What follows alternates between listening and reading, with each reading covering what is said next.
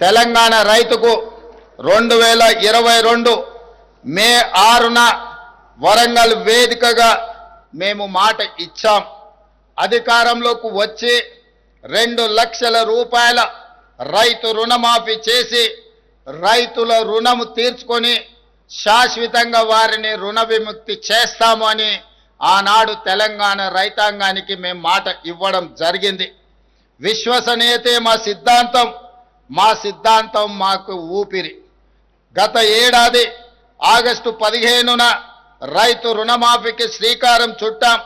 రాష్ట్రంలో ఉన్న 25,35,000 మంది రైతులకు 20,617 కోట్ల రూపాయలు ఏక మొత్తంగా 2 లక్షల రూపాయల రుణమాఫీ చేసి శాశ్వతంగా రుణ విముక్తుల్ని చేయడమే కాదు, ఈ దేశ ప్రజలకు 15 ఆగస్టు నాడు ఏ విధంగా స్వతంత్రం సిద్ధించిందో తెలంగాణ రైతాంగానికి కూడా రైతు నుంచి విముక్తి కలిగించి స్వేచ్ఛ వాయువులను ఈనాడు ప్రజా పాలన రైతులకు అందుబాటులోకి తీసుకొచ్చింది.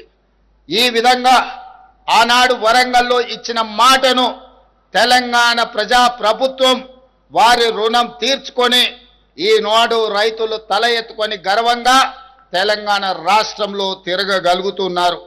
అదేవిధంగా మిత్రులారా, రుణమాఫీతో రైతు పట్ల మన రుణం తీరిపోయిందని మేము చేతులు దులుపుకోలేదు. పొలంలో నాట్లు వేసే రోజు రైతు చేతిలో పెట్టుబడి ఉంటే ఆ భరోసా వేరు.